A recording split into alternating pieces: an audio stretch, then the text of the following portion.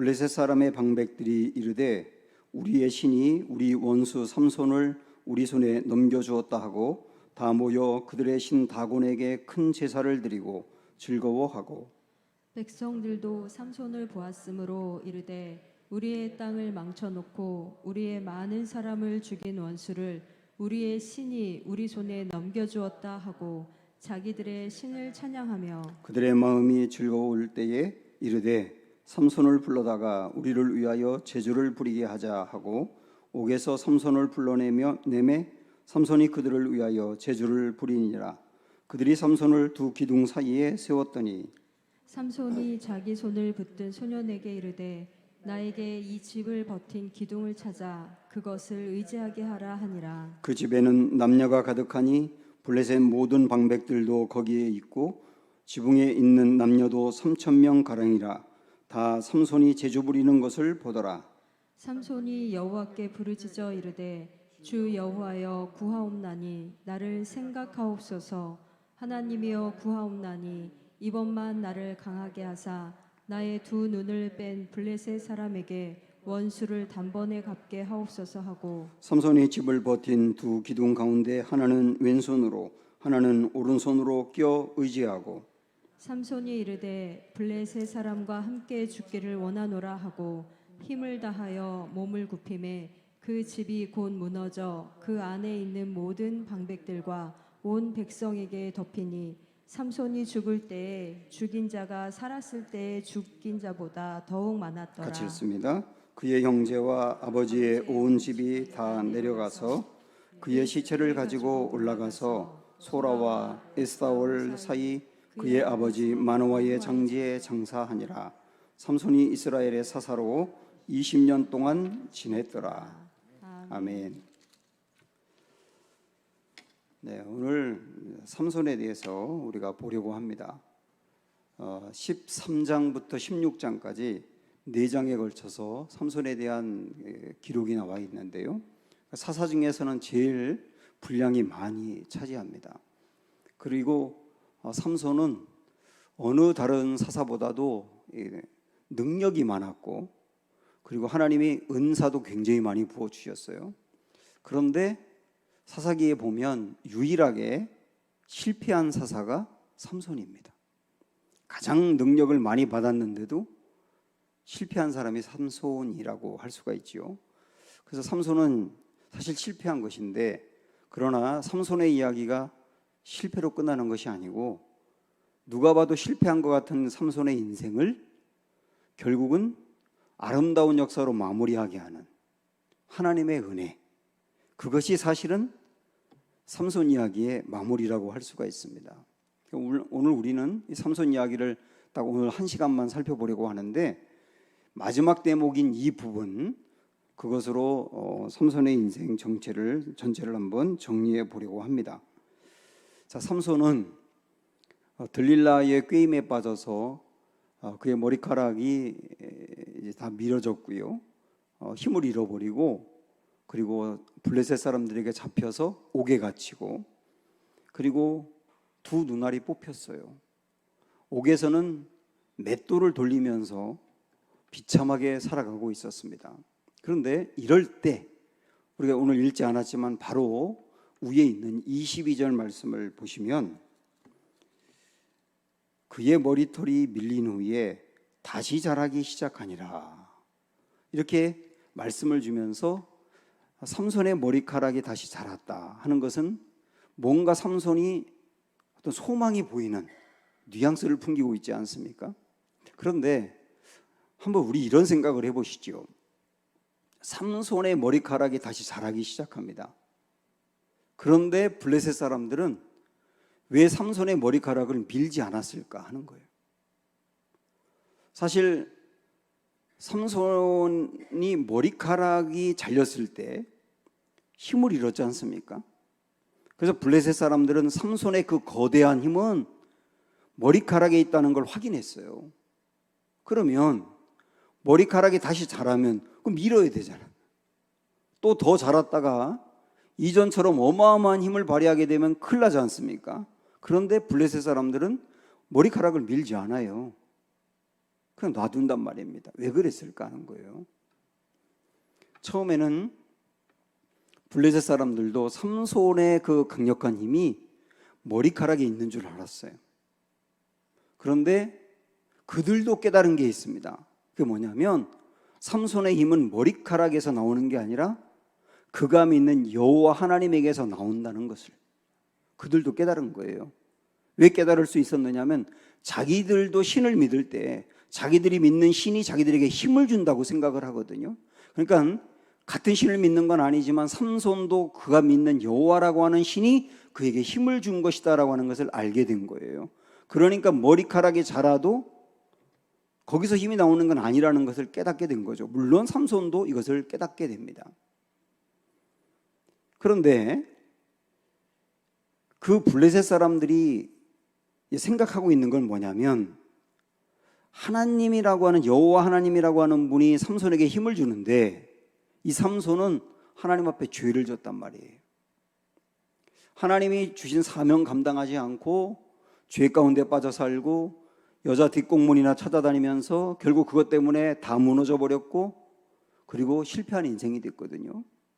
그러니까 그들은 어떤 생각을 했느냐면 삼손이 하나님 앞에서 불의하고 죄를 짓고 헌신하지 않았기 때문에 하나님도 더 이상 그에게 힘을 주지 않는다, 이렇게 생각을 한 겁니다. 왜냐하면 그들이 믿는 신앙이 그렇거든요. 모든 종교, 사실 기독교를 빼놓고 사실 모든 종교는 전부 다 조건적이에요. 조건적. 사람들이 이렇게 하면 그걸 보고 신이 이렇게 줘요. 이만큼 드리면 이만큼을 줘요. 그리고 이만큼 잘못하면 이만한 벌을 줘요. 사람이 하는 거에 따라서 신이 사람이 하는 것을 보고 주는 거 안 주는 거, 벌 주고 상 주는 거를 결정하거든요. 이게 뭡니까? 조건적이라고요. 그래서 모든 종교는 전부 다 인과응보의 종교입니다. 사람이 하는 거에 따라서 그만한 결과가 나온다는 거죠. 사실은 기독교인들 중에 태반도 이렇게 생각을 합니다. 내가 하는 것만큼 하나님이 준다. 내가 이만큼 믿었기 때문에 하나님이 줬고, 이만큼 헌신했기 때문에 하나님이 복을 주고, 이만큼 안 했기 때문에 가져갔고, 전부 다 그렇게 조건적으로 신앙생활을 생각한다고요. 근데 이건 기독교 신앙이 아니거든요. 모든 이방 종교의 사상인 거예요. 조건적인 신앙. 그들이 그렇게 믿다 보니 삼손이 불의했기 때문에 이제 더 이상 힘을 주지 않는다, 이렇게 생각할 수밖에 없다고요. 근데 그들이 몰랐던 건 뭐냐면 하나님이 어떤 분인지를 몰랐던 거예요. 하나님이 어떤 분인지를 몰랐다고요. 오늘 여러분 잘 들으시고 기독교 신앙은 어떤 것인지를 한번 잘 생각을 해보셔야 됩니다.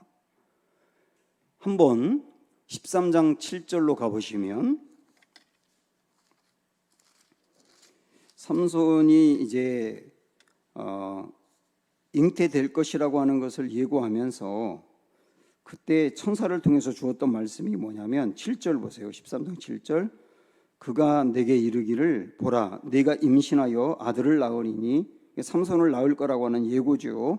이제 포도주와 독주를 마시지 말며 어떤 부정한 것도 먹지 말라. 이 아이는 태에서부터 그가 죽는 날까지 하나님께 바쳐진 나시림이 되리라. 이렇게 말씀하셨어요. 태어나면서부터 그가 죽는 날까지 나시림이 될 것이다 라고 주님이 말씀하신 거라고요. 나시린이라고 하는 것은 여러분도 아시는 것처럼 특별히 구별된 사람입니다. 그런데 구별된 사람인데 사람이 그걸 구별된 어떤 조항들을 지키지 않으면 나시린의 자격을 잃어요. 세 가지가 있거든요. 첫째, 포도주를 먹으면 안 돼요. 술을 먹으면 안 돼요. 그리고 둘째는 머리에 삭도를 대면 안 돼요. 머리카락을 자르면 안 돼요. 그리고 세 번째는 뭡니까? 시체 같은 죽은 거의 사체를 만지면 안 돼요. 부정하기 때문에. 이 세 가지를 반드시 지키게 돼 있고 그걸 어기는 순간 나시린의 자격을 잃습니다. 그러면 삼손을 보세요. 우리 여러분 삼손 스토리 잘 아니까 삼손은 자주 술을 마셨어요. 그리고 술에 취합니다. 첫 번째 어겼지요. 그 다음에 죽은 사자의 그 사자 사체 속에서 꿀을 떼다가 먹기도 하지 않습니까? 그러니까 그것도 어겼단 말이에요. 죽은 사체를 만지면 안 된다는 것도 어겼단 말이에요. 그리고 결정적으로 들릴라에게 자기 머리카락에 삭도를 대면 된다고 하는 걸 알려주었잖아요. 그래서 머리가 밀려지지 않습니까? 세 가지를 다 어겼다고요. 다 어겼기 때문에 삼손은 나실인의 자격을 잃은 겁니다. 하나님은 그걸 아세요. 그가 나실인의 그 조항을 어길 거라는 것을 아시면서도 미리 말씀하신 게 뭐냐면 그는 죽을 때까지 나실인이 될 거야. 그걸 뭘 의미한다고 생각하십니까? 삼손은 자기가 어겨서 자격을 잃었는데도 하나님은 그를 죽을 때까지 나실인으로 쓰겠다는 걸 말씀하시는 거예요. 이걸 통해서 우리는 이방 사람들이 생각하는 신의 개념과 우리 하나님이 다르다는 것을 정확히 알 수 있습니다. 사람이 어긴다 해서 하나님도 어기는 게 아니라는 거예요. 이거는 여기만이 아니고 성경 전반을 계속 흘러가고 있는 매우 중요한 말씀인데요. 자, 예를 들어 볼까요? 아브라함. 하나님이 아브라함에게 약속을 하셨지 않습니까? 너 내 말에 순종해라. 그럼 나도 너에게 땅을 주고 자손 주고 민족 이루고 다 그러겠다. 이렇게 말씀하셨지 않습니까? 그리고 이 아들을 줄 테니까 기다리라고 했잖아요. 그런데 아브라함이 어겼잖아요. 하나님이 어긴 게 아니라 아브라함이 어겨서 이스마엘을 낳지 않습니까? 그러면 일반적인 약속 개념으로 말하면 아브라함이 이스마엘을 낳는 순간 하나님과의 약속은 깨진 겁니다. 아브라함이 깬 거잖아요. 그럼 하나님도 깨면 되는 거예요. 하나님도 더 이상 아들을 줄 필요가 없고 아브라함을 그렇게 쓰겠다고 한 약속도 폐지되는 겁니다. 이게 일반적이잖아요. 그런데 하나님이 약속을 어긴 아브라함을 다시 찾아가잖아요. 그리고 다시 그에게 또다시 약속을 하고 진짜 아들을 이삭이라고 하는 아들을 주고 그 아들을 통하여 하나님의 계획을 이루어가지 않습니까? 아브라함은 깼는데 하나님의 약속은 유효하더라는 거예요. 이것만이 아니고 이스라엘 백성들이 이제 바벨론의 포로가 될 때 하나님이 그 예레미야를 통해서 주신 말씀과 약속이 뭡니까? 70년이 지나면 다시 돌아오리라. 그리고 성전을 회복하리라. 그 약속이지 않습니까?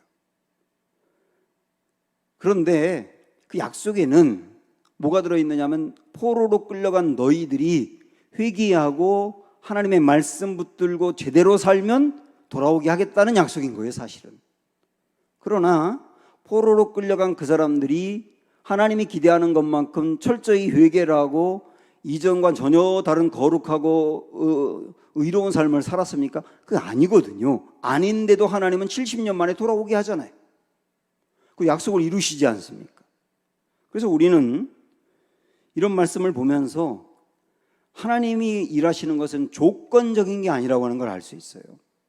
여러분 안에 지금 어떤 질문이 생기는지 알고 있습니다. 조금만 참아보세요, 질문. 우리 신약에 있는 이 말씀 한번 보겠습니다. 디모데 후서 2장. 디모데 후서 2장.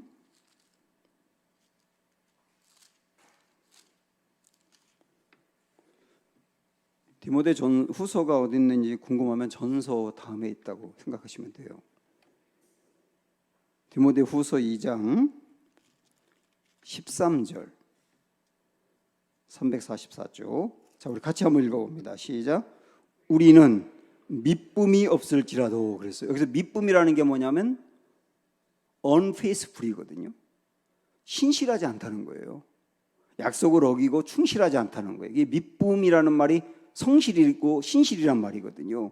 우리는 미쁨이 없을지라도. 그 말은 뭡니까? 우리는 약속을 어기고 하나님 앞에 충실하지 않다. 그런데 이어서 뭐라고 말씀합니까? 주는, 그 다음 뭐라고 그랬어요? 항상 미쁘시니. 주는 우리가 미쁘지 않은 거와 상관없이 하나님은 여전히 미쁘시다. 그분은 계속 faithful, 충실하시다고요. 충실하시다. 그 다음에 이어서 뭐라고 말씀하느냐면 자기를 부인하실 수 없으시니라. 여러분 이 말씀을 생각해 보세요. 이게 무슨 말씀이겠어요?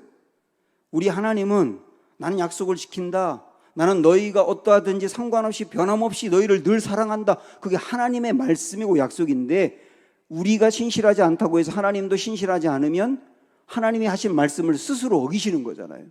주님이 주님을 스스로 부정해 버리는 거잖아요. 우리 주님은 그렇게 안 하신다는 거예요. 그래서 자기를 부인하실 수 없느니라. 우리 주님은 하나님이 하신 말씀 그대로 행하시느니라. 우리의 어떠함과 상관없이. 그래서 우리는 이렇게 정리할 수 있습니다.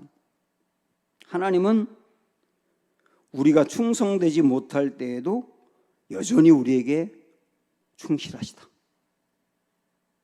하나님의 역사와 능력은 사람의 순종에 좌우되는 게 아니다.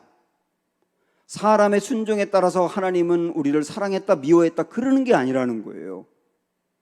하나님은 늘 해와 해처럼 늘 그 자리에 여전히 같은 모습으로 계신다. 이게 기독교의 하나님이에요. 이방의 하나님과 다르다고요. 무조건적인 겁니다.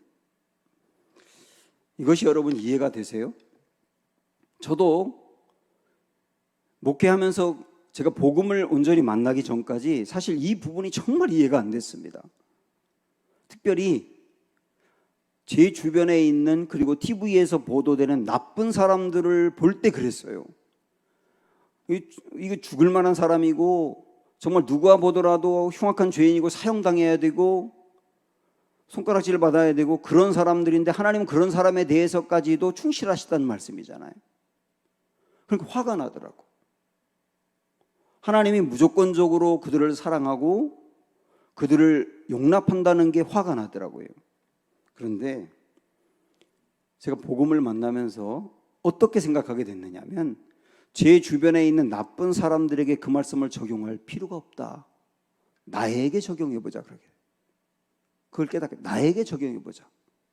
그리고 내가 충실하지 않아도 하나님은 충실하다.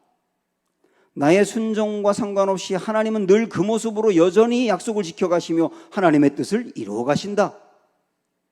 저에게 적용했던 이게 보통 은혜가 아니더라고요. 저 같은 사람을 자격이 없는데 하나님이 구원해 주신 것, 그리고 구원해 주셨을 뿐만 아니라 정말 자격이 없는데 목사라고 하는 이 존귀한 자리로 세워주신 것, 그리고 사실 저 혼자 제 개인의 영혼을 간수하기도 쉽지 않은데 성도들의 영혼을 책임지는 마음으로 목회하게 하신 것, 그리고 어떤 때는 제가 설교를 준비해 놓고 설교문을 썼다가도 나도 이렇게 지키지 못하면서 성도들에게 이것을 강요하면 안 되지 하고 설교문을 찢어버릴 때도 있지만 그만큼 자격이 없고 설교하기는 부족한 목사이지만 그러나 저 같은 목사를 통해서도 어떤 분이 은혜를 받고 예수님 만났다 그러고 변화된다 그러고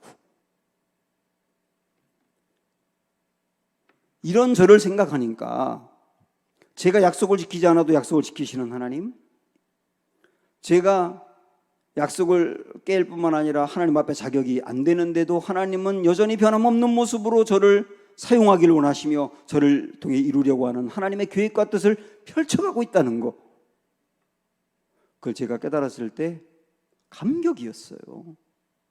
이게 진짜 은혜라는 걸 알았고요.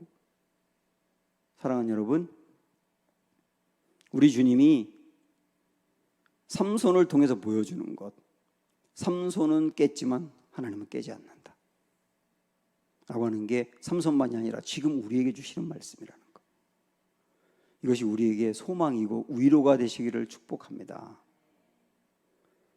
이런 주님을 보여주셨어요. 자, 그러면 주님이 정말 그런 일을 이루어 가시는가 우리가 확인해야 되지 않습니까? 삼손은 아까도 말씀드린 것처럼 잡혀서 옥에 갇히고 두 눈알이 뽑히고 그리고 놋줄로 온몸을 꽁꽁 동여맸고 그리고 옥에서 맷돌을 갈면서 고통을 당하고 이런 신세였었는데 어느 날 블레셋 사람들 3,000명도 넘는 사람들이 한 집에 모였습니다. 아마 집이 아니고 무슨 연회장 같은 거겠죠. 거기에 모여서 잔치를 벌였는데 이 사람들이 한창 흥이 돋았을 때, 야, 우리 옥에 있는 삼손을 불러다가 제주 한번 부리게 해보자. 그래서 삼손을 불러왔어요. 두 눈이 안 보이는 거잖아요. 눈알이 뽑혔으니까. 그 삼손을 구경거리로 삼은 겁니다. 아마 어제 소리치면서 나 잡아봐, 나 어디 있는데 잡아봐, 안 보이지? 이러면서 삼손을 모욕하고 희롱하고 그 일이 벌어지고 있는 거예요. 이런 일이 벌어진 것을 보면서 하나님은 어떤 경우든 약속은 깨지 않고 하나님은 이루시고 우리를 버리지 않고 우리를 통해 이루려고 하는 하나님의 계획을 성취해 가신다. 조금 아까 그거 봤지 않습니까? 그러나 우리가 불의할 때 어떻게 되느냐면 삼손을 보면요, 고난이 있는 거예요. 고난이 있는 거라고. 하나님이 버리진 않아요. 우리를 통해 이루려고 하는 계획을 성취해 가는데 고난이 있는 거예요. 그 고난이 무지막지하지 않았습니까? 게다가 블레셋 사람들이 뭐라고 하느냐면 우리가 믿는 다곤이라고 하는 신, 우리가 믿는 다곤 신이 승리했다. 삼손은 패배했으니까 삼손이 믿는 여호와라고 하는 신보다 우리가 믿는 다곤이라고 하는 신이 더 승리했다. 그래서 결국은 다곤 신을 높이는 기회를 줘버리고 만 거예요. 삼손의 불의함 때문에 하나님의 영광은 바닥으로 추락했고 하나님의 명예도 추락하고 이방신이 높여지는 엉뚱한 이런 기회를 줘버리고 말았다고요. 우리가 불의하건 죄를 짓건 그 다음에 하나님의 약속을 어기건 하나님이 버리는 건 아니고 하나님의 계획은 성취해 가지만 우리의 삶에서 하나님의 영광을 추락시킨단 말이에요. 이것도 같이 알아야 된다고. 같이 알아야 된다. 이런 상황입니다. 지금 이 상황에서 삼손이 기도를 합니다. 이 오늘 대목에 굉장히 길게 삼손의 이제 기도를 보게 되는데 삼손은요 기도하지 않는 사람이었어요. 왜 기도하지 않았는지 아십니까? 기도할 이유가 없는 사람이에요. 왜냐하면 타고난 능력이 대단하기 때문에 실패한 적이 없어요. 사람이 실패 좀 해야지 기도라도 하지. 삼손은 하는 일마다 다 성공했거든요.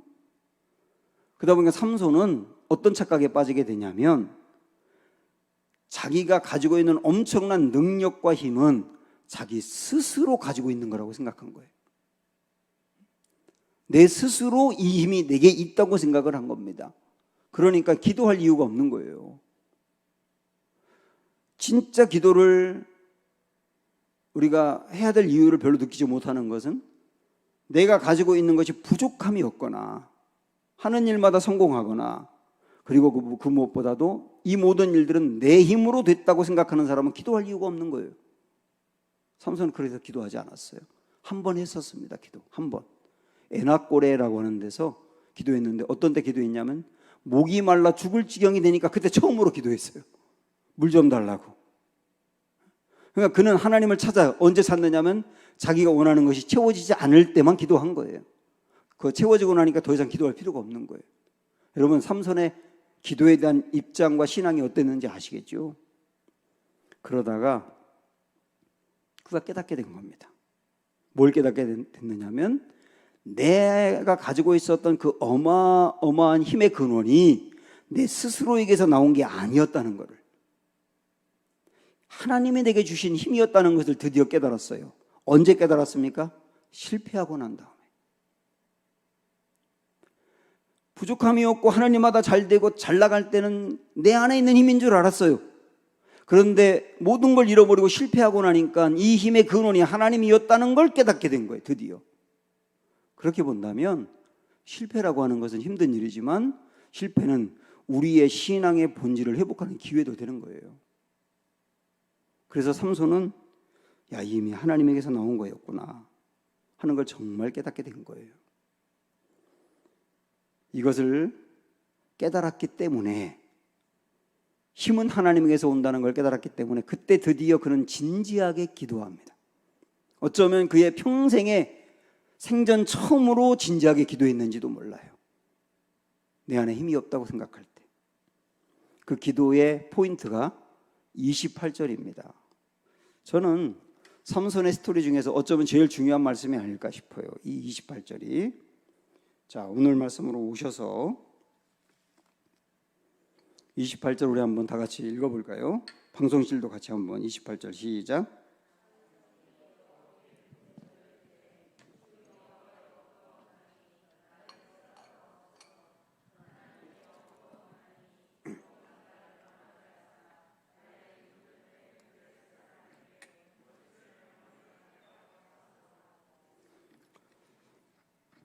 여기에 이제 삼손의 기도가 있는데, 삼손의 이 기도에서 삼손이 주 여호와여 이렇게 고백을 합니다. 주 여호와여. 우리 성경에는 주 여호와 이렇게 그냥 번역이 되어 있어서 우리는 대수롭지 않게 지나가는데요. 여기서 주라고 하는 말은 히브리어로 아도나이라고 하는 하나님의 호칭이 나올 때는 주인님이라는 거예요. 주인님, 제 인생의 주인님 하고 기도하는 거거든요. 삼손이 지금 하나님을 주인님이라고 부르는 거예요. 드디어 하나님이 자기 인생의 주인이라는 걸 깨달은 거예요. 언제? 실패하고 난 다음에. 이 순간 실패를 통하여 자기가 주인이었던 삼손이 하나님이 주인이신 것으로 변화되는 순간입니다. 그동안에는 하나님이 자기가 원하는 것을 채워주면 되는 존재로 생각했었어요. 제가 자주 말씀드리지만 우리도 그렇지 않습니까? 하나님은 내가 원하는 걸 채워주는데 나보다 힘이 세니까 전능하신 종이에요. 하나님을 전능한 왕이라고 여기지 않고 전능한 종으로 여겨요. 내가 원하는 걸, 필요한 것 채워주면 되는 존재로 생각할 때 삼손에게 하나님은 그랬거든요. 그런데 이제 거기서 실패 이후에 정말 깨달은 게 뭐냐면 하나님이 전능하신 종이 아니라 전능하신 왕입니다. 진짜 저의 주인이십니다. 이런 고백을 하게 된 겁니다. 이게 굉장히 중요한 고백이 이루어지게 된 거죠. 그러면서 그가 다시 한번 저에게 기회를 주세요. 다시 한번 자기를 생각해 주세요. 한 번만 더 기회를 주세요 하고 이제 기도하는 내용이 28절인데요. 자, 여러분, 요 28절 요 기도의 내용이 어떤 기도인지 신약에 있는 히브리서 11장을 통해서 확인할 수 있습니다. 지금 드린 기도의 내용이 어떤 의미인지 쉽게 말씀드리면 요 삼손의 28절의 기도를 히브리서 11장에서 주석을 하고 있다고요. 우리 그 주석의 내용을 보겠습니다. 히브리서 11장 32절부터 34절. 자, 방송실 32절 같이 읽어보세요. 다 같이 시작. 내가 무슨 말을 다 더하리요. 기드온, 바락, 삼손, 입다, 다윗 및 사무엘과 선지자들의 일을 말하려면 내게 시간이 부족하리로다. 여러분 아시는 것처럼 히브리서 11장은 구약에 나오는 믿음의 용사들을 한 명 한 명 열거하지 않습니까? 그 구체적으로 아브라함이라든지 이런 분들에 대해서 길게 언급을 하다가 나중에는 이제 그냥 사람 이름만 언급하는데요. 여기 나오는 사람 이름이 누구냐면 기드온, 바락, 삼손, 입다, 이 네 사람의 사사들이죠. 그렇죠? 그 다음에 다윗, 사무엘, 그리고 선지자들, 이런 사람들을 다 말하려면 시간이 부족하다. 그러면서 33절 시작. 그들은 믿음으로 나라들을 이기기도 자, 하며. 보세요. 됐어요. 33절에서 그들은 이라고 말했는데 여기서 말하는 그들은 32절에 언급한 그들이죠. 그들은 믿음이 있었다는 거예요. 33절에 그들은 믿음으로 이렇게 되어 있지 않습니까? 그들은 믿음이 있었대요. 어떤 믿음이냐? 그 다음 나오는 게 그들의 믿음의 내용입니다.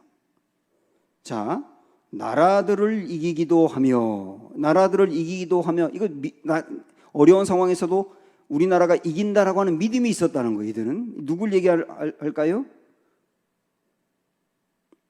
33절 나라들을 이기기도 하면 여기부터 나라를 이기기도 하면은 사사들 얘기죠. 어려운 상황에서 이 나라가 승리한다라고 하는 믿음이 그들에게 있었다. 그 다음에 의를 행하기도 하면은 선지자들, 사무엘 뭐 이런 사람들 다 말하겠죠. 그 다음에 약속을 받기도 하며, 약속을 받은 이들도 역시 사무엘, 다윗, 뭐 선지자들, 사사들도 다 해당이 됩니다. 그 다음에 사자들의 입을 막기도 하며, 이건 누군지 아시겠죠? 누굽니까?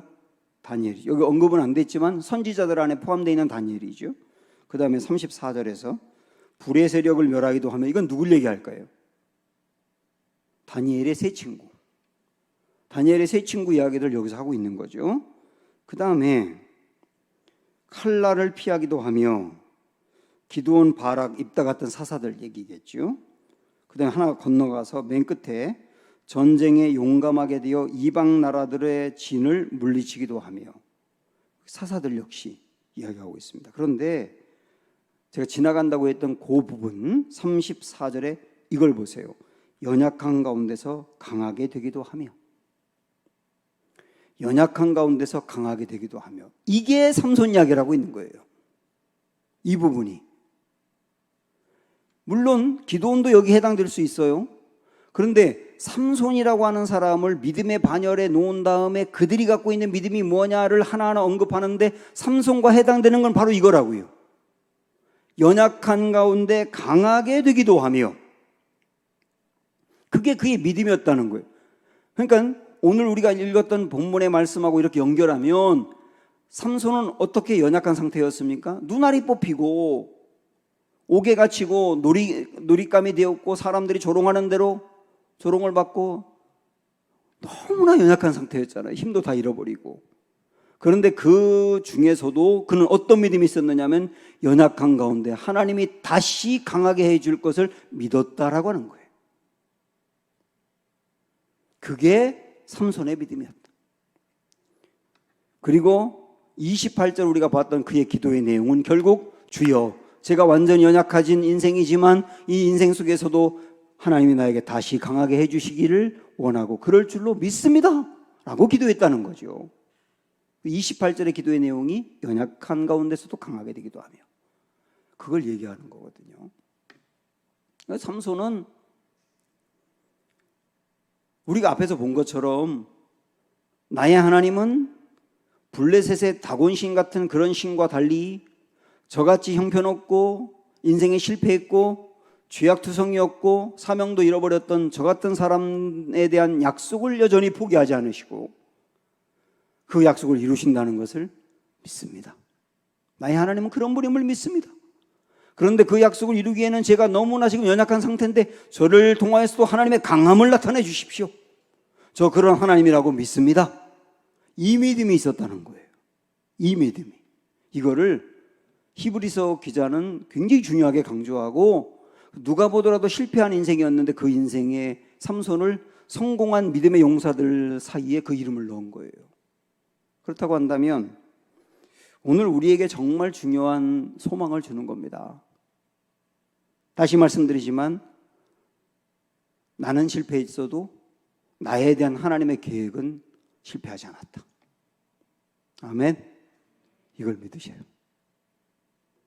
저는 지금 한없이 낮아졌고 한없이 잃어버렸고 한없이 무너져서 너무나 연약한 상태입니다. 그런데 저 같은 사람에게도 하나님의 강함을 부어주어서 주의 뜻을 이루어 주십시오.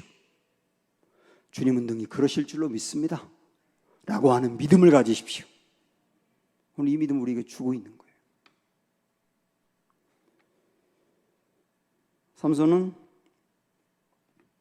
이 소망을 품고 하나님께 이번만 나를 강하게 해 주십시오.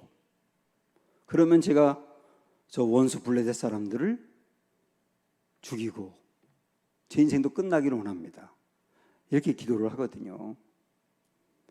이 기도는 삼손이 자기를 괴롭힌 사람에게 원수 한번 갖고 죽어야 되겠다 이런 게 아니에요. 여러분 이 말씀 잘 묵상하면 뭐냐면요, 삼손은 하나님이 그토록 강한 능력과 힘을 부어주었는데도 그 힘을 헛된 데 써버린 거예요. 그게 너무 후회가 되는 거예요 지금. 그리고 하나님이 맡기신 사사라고 하는 존귀한 그 직함을 가지고 민족을 구원해야 되는데 민족을 구원하지 않은 것이 너무나 안타깝고 후회가 되는 겁니다. 저는 이 말씀을 묵상하면서 우리 인생이 어느 순간에 이제 마감하는 날이 올 텐데요. 마감하는 그 순간, 그 직전에 우리는 어쩌면 이런 후회를 하게 될지 모릅니다. 하나님이 내게 이 좋은 것들을 참 많이 부어주었는데 이걸 헛되이 썼구나. 그걸 후회하게 된다는 거예요. 그래서 나는 지금 하나님 부어주신 것을 잘 사용하고 있는지를 점검하라는 거죠. 또 하나는 하나님이 내게 사명을 주었는데 사명을 감당하지 않고 엉뚱한 데 내 관심을 둔 것이 마지막 하나님 앞에 가기 전에 우리 인생을 마감하기 전에 그렇게 후회스럽다는 걸 얘기하는 거예요. 그래서 우리는 지금부터 하나님이 내게 주신 그 고결한 사명 붙들고 가야 된다라고 하는 걸 깨닫게 하는 말씀이에요. 삼손의 이 고백 속에서, 기도 속에서 이런 걸 우리 느낄 수 있는 거죠. 하나님, 제 지금까지 헛된 인생 살았지만 마지막 죽기 전에라도 불꽃같이 제 몸을 살라 사명 한번 감당하게 해주세요. 이 민족을 구원하라고 하신 하나님의 사명, 그거 한번 죽기 전에 감당하고 죽게 해주세요. 그게 마지막 소원인 거예요. 결국 그렇게 기도했는데 하나님이 그 기도를 들으셨어요. 그래서 30절, 31절 보시면 30절, 31절 시작. 삼손이 이르되 블레셋 사람과 함께 죽기를 원하노라 하고 힘을 다하여 몸을 굽힘에 그 집이 곧 무너져 그 안에 있는 모든 방백들과 온 백성에게 덮이니 삼손이 죽을 때에 죽인 자가 살았을 때에 죽인 자보다 더욱 많았더라. 네, 30절만 읽어봐도 됩니다. 결국 이 이야기는 뭐냐면 블레셋으로부터 민족을 구원했다는 뜻이에요. 마지막 그는 죽어가면서 사명 감당한 겁니다. 이 말씀은요, 삼손은 그의 죽음으로 민족을 그리고 사람들을 구원했다, 이렇게 끝나는 겁니다. 이 삼손의 마지막 대목이 예수님을 생각나게 하는 거예요. 삼손이 죽음이라고 하는 것은 패배거든요.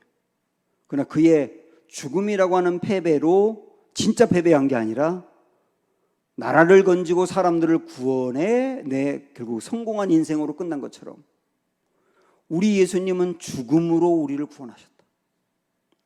당신의 죽음으로 우리의 생명을 구원했고 죽음이라고 하는 패배의 자리에 들어감으로 말미암아 우리를 승리하게 했고 완전히 낮아지고 완전히 약해지는 자리, 십자가의 자리로 들어감으로 말미암아 우리를 존귀하게 한 예수 그리스도가 생각나는 거예요. 그래서 삼손을 통하여 주님은 예수님이 진짜 사사였다. 온전한 사사였다. 그의 죽음으로 우리를 구원하셨다. 그 귀한 일을 이루신 주님 붙들고 살아가라 하는 결론으로 마지막 말씀을 주고 있습니다. 이 귀한 은혜 베풀어 주신 주님을 찬양하며 주님을 붙드는 이 저녁 되시기를 축원합니다. 오직 예수뿐이네 함께 찬양하겠습니다.